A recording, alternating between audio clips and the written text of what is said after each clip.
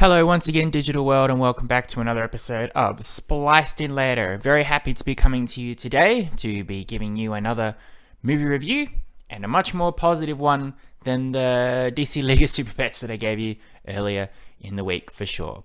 We're going to get right into it. We're going today to talk about the movie Bullet Train, a new film from the director of Deadpool 2, David Leitch, starring Brad Pitt, about mayhem, bloodshed, violence, tomfoolery, all on a bullet train in Japan. Now, I was excited to see this film for quite some time, and also it was one of those movies that I didn't even know existed until a few months ago. I do like that. I always, at the start of the year, set out a big list of all the movies I want to see, but the majority of them are always Marvel films, or sequels, or reboots, or Disney Pixar films. It's always from the same wheelhouse. I don't look very hard into other films. Maybe now and then I might zero in on a film by a director of mine that I particularly like Guy Ritchie or Quentin Tarantino or Christopher Nolan. But for the rest of it, I leave it up to the movies. I leave it up to the trailers before the movies I see. I leave it up to word of mouth that these other movies exist. And if they gain enough traction with me, then I make the effort to go and see them on opening night. For instance, I still haven't seen Elvis yet, but I hear it's good, but I just haven't got around to it. I also have not seen many trailers for Elvis. I have not heard that much about it, except that it's good. Whereas Bullet Train, this trailer played in front of nearly every movie I've seen this year. Luckily, it was the same trailer. I heard other trailers spoilt the movie. I only saw the one trailer, but it played in front of Doctor Strange. It played in front of Thor. It played in front of Top Gun and Death on the Nile, all these different films.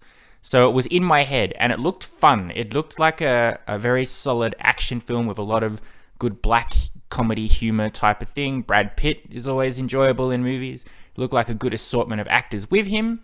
So eventually I zeroed in on when this movie was coming out, and I made a point of going to see it so I could talk about it to you all as soon as possible.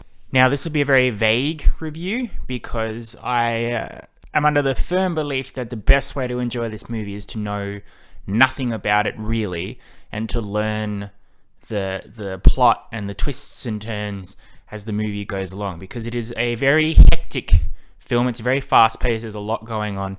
There's a lot of information thrown at you in the beginning of the movie, which may not make sense and seem like the plot is a bit confusing and all over the place, but the plot in itself is non-linear, meaning you learn what's important to certain parts of the story as you go along, and bits that don't make sense at the start of the film make sense by the end, and things that you weren't even paying attention to at the start of the film turn out to be really important to very specific moments littered throughout the film.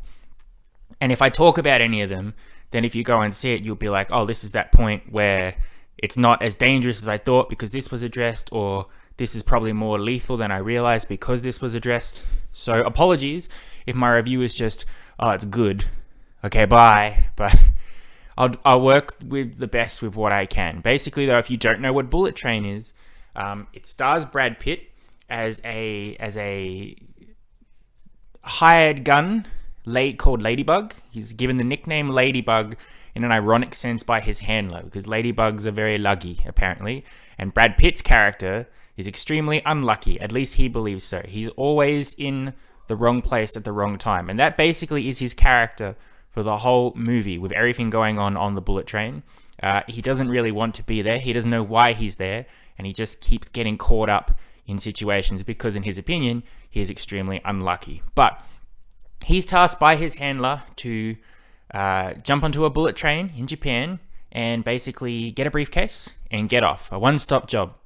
Unfortunately, this briefcase is very, very a hot topic on the train, and there are a bunch of other assassins and hitmen and contract killers and nefarious agendas on the train as well, and it all loops round to this suitcase, whether it's British twin assassins Lemon and Tangerine, played by Aaron Taylor-Johnson and Brian Tyree Henry, a assassin known as the Wolf, a distraught father who's on the train for some sort of revenge purposes, or a silent killer that is assassinating people on the train. Basically, as we go along, the characters interact with each other in violent situations. Some die, some don't. There are alliances temporarily brought together, some betrayals, but eventually it all ties back into this one overarching plot featuring a Russian gangster called the White Death. He has a hand in everything that's going on. Everyone's connected to him in some way or another, which eventually leads to one fiery conclusion with whoever is still alive at the end of the point, fighting it out on the bullet train to achieve their goals. In Brad Pitt's case, Ladybug's case specifically, just to get off that fucking train, because he just doesn't want to be there. He's filling in for someone else. I mean, he really is unlucky. He doesn't want to be there.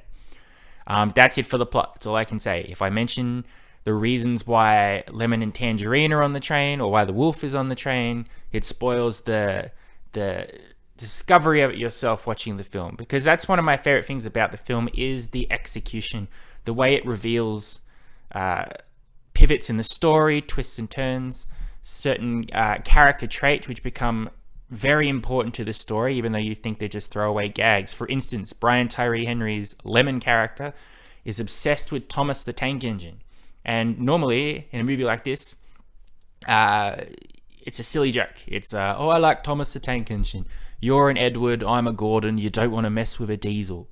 And that would be, okay, that's a silly thing for him to like.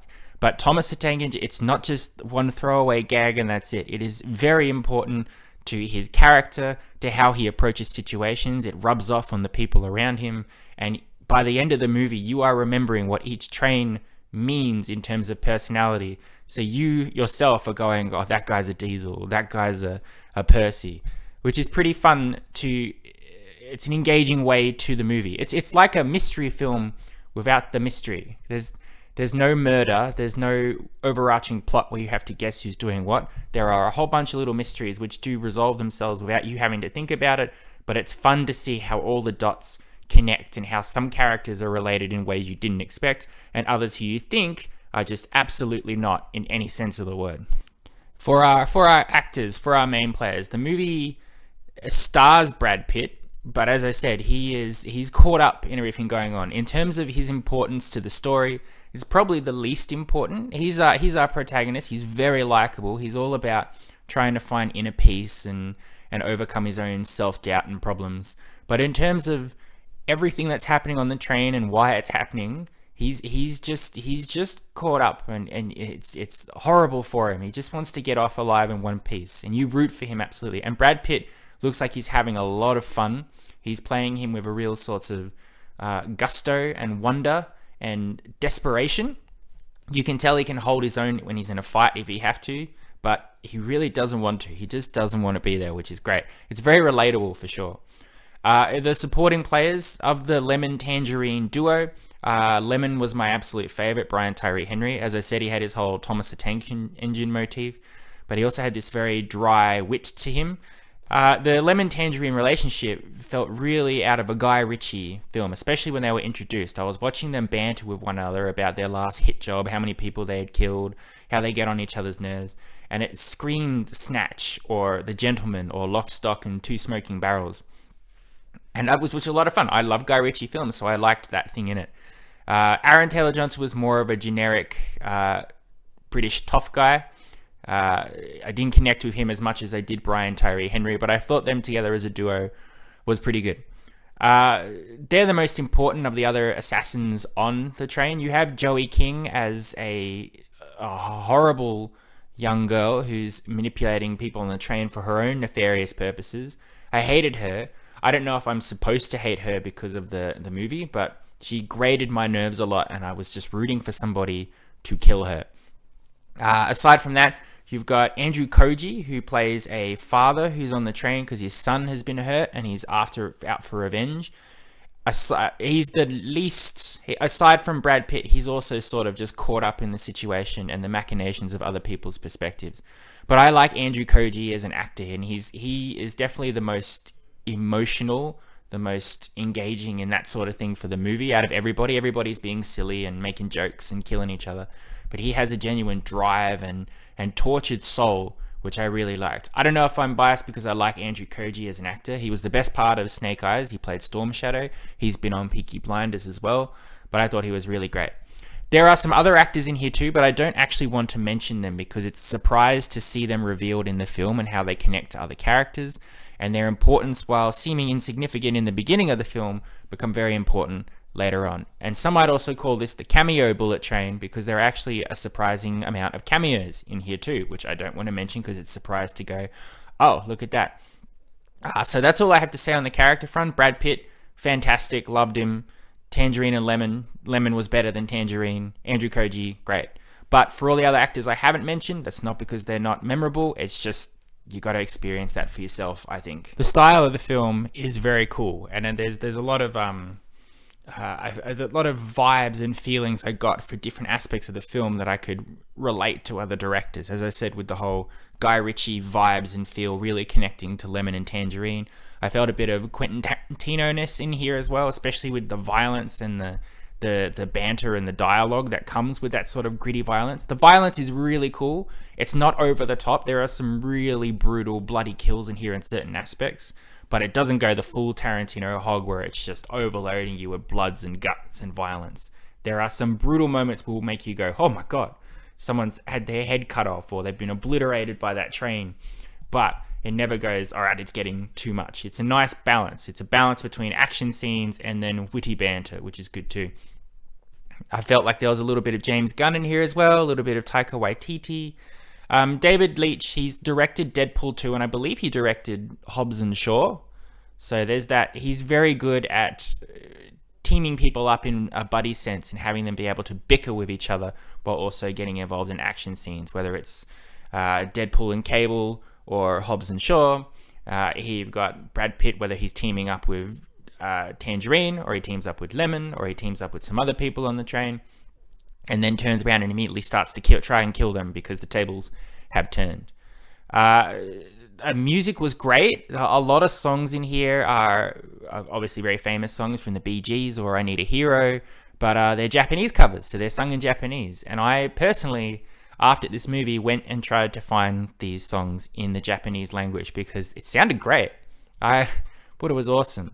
The music plays very well with certain aspects of the movie. So when things are ramping up and getting more intense and exciting, they pick a really good song to complement it. When things are calm and not much going on, they know when to ease off the throttle. So it's always zeroed in on what you need to be focusing on, whether it's the action and the music and getting exciting, or an intimate scene in the quiet car where there's a very, very quiet fight, but they can't be too loud because somebody's going to call the conductor on them. Speaking of the conductor, the one issue I kind of have with the movie is it's a little all over the place in terms of the outliers, the extra bits. It knows exactly what it wants to do with the main intricate plot and how all the different threads with all our hitmen and assassins and Brad Pitt all come together. It's the extra bit where it doesn't seem to worry too much about. By the start of the movie, you've got your conductor, wonderfully played by Masaoka, who plays Hiro Nakamura on Heroes. I was very excited to see him. You also have Karen Fukuhara from The Boys as like the wouldn't be a flight attendant, but the train attendant who goes back and forth down the train offering people water and all that. So there's an essence of a real world bullet train in terms of the staff on board. But as things get out of hand and people start dying and bits of the train start getting obliterated and destroyed, the staff themselves started to just vanish from the movie, which bugged me a bit because I did feel like, where are they? You can't introduce them and have them seem like they're important. At the start of the movie, Brad Pitt is constantly trying to duck away from the conductor because he doesn't have his ticket. He was only supposed to go one stop and now he's still stuck on the train. So Hiro Nakamura is always popping up on him going, where's your ticket? I told you to get off the train, get off, or I'm going to throw you off myself. It was a very important part of the start of the movie, but by the end, it was just sort of like, he's not important to what's going on, so we're just not going to address him again. But you spend the whole movie going, where is he on the train? Did he get off? Who's driving this train? What are the staff doing about the constant murder and mayhem? The train itself obviously has a very exciting end to its run from Tokyo to Kyoto. I'll leave it up to you to decide if you think it's still on the tracks or not. But when everything's going down, I was thinking, it's like, where's the conductor? Where's Karen Fukuhara? what's happening with the people working on the train? What happened there? That might just be me nitpicking. I feel like the film just doesn't care, and the film's exciting enough that it really shouldn't care. It may just be because I recognize Masaoka from Heroes that he's stuck in my head more than he should have, and also Karen Fukuhara because of The Boys. But I feel like if you're going to introduce that concept and those characters and those small arc points, if you're going to pay off everything else that's happening, even whether a snake's been stolen from a zoo or a water bottle's journey from a vending point to the train, you do have to focus on that stuff as well. You have to at least acknowledge it or keep it there. Or even a tiny little gag at the end where the conductor climbs out from underneath a wrecked chair and goes, "Ticket please," or something like that. Anyway, that's all. That's my real issue, is just that while the main plot and the overarching points are all tied up in a nice neat bow, there are some strands left over which, if you pick at, could unravel the whole thing. But that's all I have to say negatively about the movie, and that's all I really can say about the movie without really going into spoiler territory. I had an absolute ball with it. It gives an 8 out of 10 from me for sure. Brad Pitt is wonderful in it. He's a very likable protagonist. He's great. I enjoyed the variety of characters that were on the bullet train and how they are related to the overarching plot. You obviously, as you're going through, you pick your favorites. You pick the people you want to see annihilated. For me, my favorites were Andrew Koji and Brian Tyree Henry, and some others I can't mention. And the people I absolutely hated were Joey King and some other people I can't hate it, and some people that just mildly annoyed me, like Aaron Taylor Johnson and some other people that I cannot name. The violence is great. The music is great. It's doesn't overstay its welcome. It's a 2-hour movie. It feels like a 2-hour movie. It doesn't feel too long. Doesn't feel too short. And it's a nice surprise for something that I didn't know existed until I first started seeing the trailers.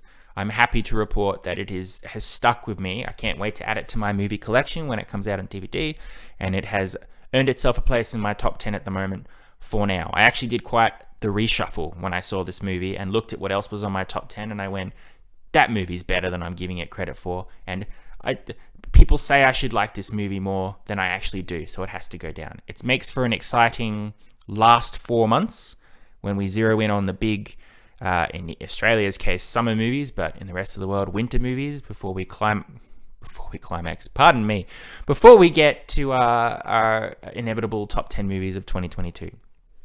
Final message, highly recommend Bullet Train. If you're looking for a movie to see this weekend or over the last few months for August, this is definitely worth it. It's a lot of fun. I think there's something in here for everybody. Even if you just want to go see Brad Pitt because you think Brad Pitt's sexy, sure, that's a good reason to go to. But yeah, great stuff. Bullet Train, what fun. Highly recommend. Thank you very much for listening. I hope you have enjoyed. It's been fun talking about this movie for sure. I believe next week I will be reviewing yet another movie for you, which will probably be my second to last movie review before I have to take a break in September for my inevitable holiday, which I'm very excited about. I plan to watch the new Predator movie over the weekend, Prey, which is being released on Hulu, so it won't be in theaters, it's on streaming, but it's the newest, it's a Predator prequel film, I think. Having only recently got on the Predator train, I only really watched the films a year ago, and I love Predators, I enjoy Predator, I like Predator 2, and I think the Predator is the worst thing I've ever seen. That in itself is confusing, isn't it? All the Predator movies all sound the same. Predator, Predator 2, Predators, the Predator. At least Prey, though starting with P, doing something a little bit different. Anyway, I'm excited to watch it. It looks really good, and it sounds like it's really good too. So I will be back next week to review that one for you. But until then, I love and appreciate you as always. Thank you for listening to me. It's been a treat talking to you about Bullet Train, and if you have a chance, go and see it because it is good. And I will catch you on the next Spliced In Later. Adios, muchachos. I'll catch you next time.